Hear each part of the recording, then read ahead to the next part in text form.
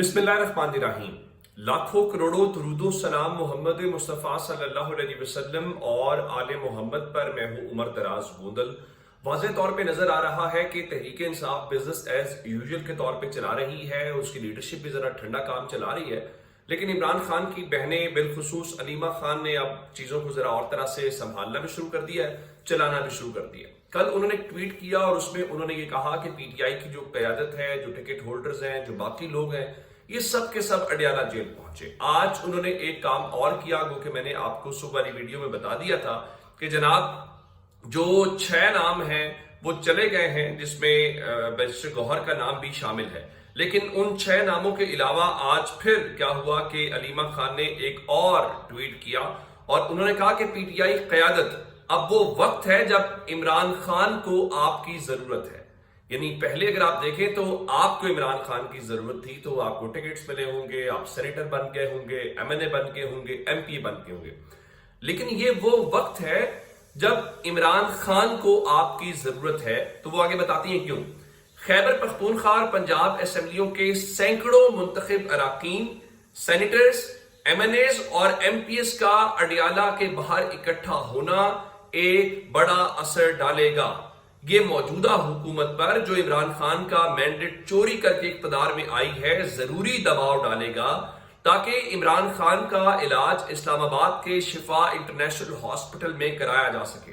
एक फौरी और जरूरी दबाव है ताकि डोगर अदालत इमरान खान और बुशरा बीबी की जमानत की दरखास्तों पर फौरी समाअत करे और उन्हें रिहा करे। आमतौर पर पुलिस इमरान खान के सपोर्टर्स को गिरफ्तार करती है, ना कि खानदान या मुंतखब नुमाइंदों को।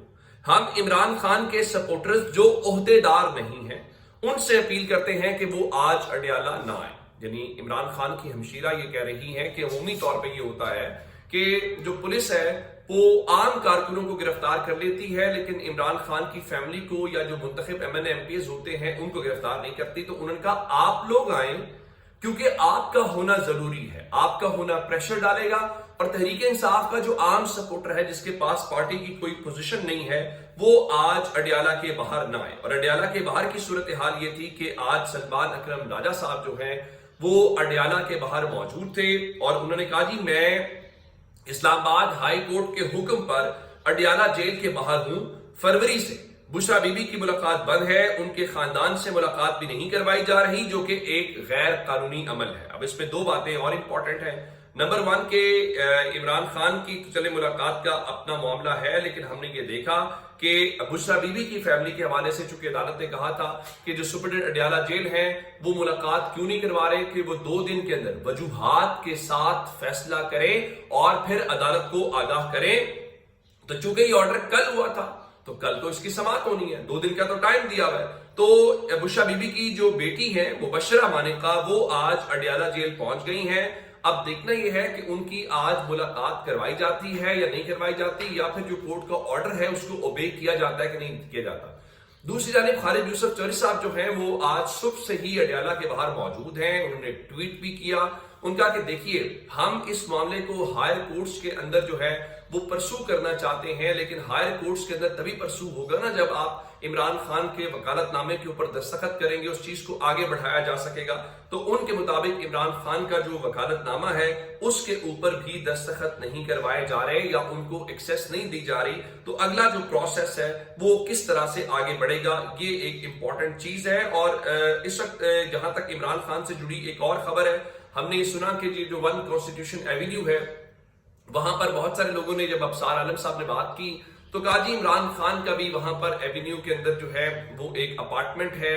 तो ये सारी बातें करने के बाद तो आज डॉन अखबार ने बाकायदा तौर के ऊपर, जो काशिफ अब्बासी उनके एक रिपोर्टर हैं जो इस पूरे मामले को सोशल मीडिया के ऊपर बहुत परसू कर रहे हैं, उन्होंने आज एक बाकायदा स्टोरी की और कहा कि Imran exerted controversial project in 2022, supreme court 2019 ruling triggered investment surge in contested high rise.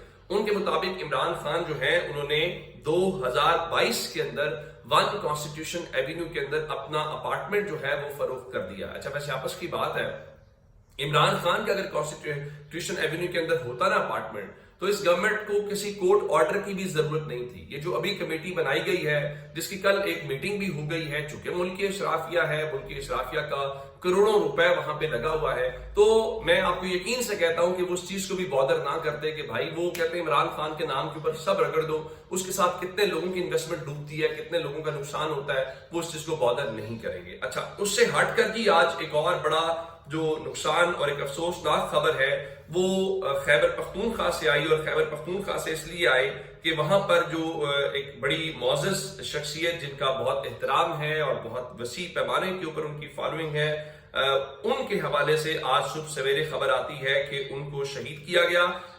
شیخ الحدیث مولانا محمد ادریس, ان کا تعلق جو ہے وہ JUI فے سے تھا. مولانا فضل الرحمان صاحب جو ہیں جب افغانستان گئے تو میں نے آج تصاویر دیکھی تو شیخ الحدیث مولانا محمد ادریس جو ہیں وہ ان کے ساتھ موجود تھے. آج پھر دو چار چیزیں اور دیکھی کہ جو مختلف مدرسوں کے اندر جب خبر ملی کہ وہ شہید کر دیے گئے ہیں تو لوگ زاروں قطار روتے ہوئے دکھائی دیے. پھر ان کے جو گھر کے اندر جو وہاں پہ ہم نے یہ دیکھا ہے, وہاں پر آج جب یہ ٹیمز ان کی جو وہ پہنچی ہے, ان کی جسد خاکی پہنچا ہے, تو لوگ ایون ایمبولینس کے ساتھ جو ہے وہ لپٹ کر رو رہے تھے.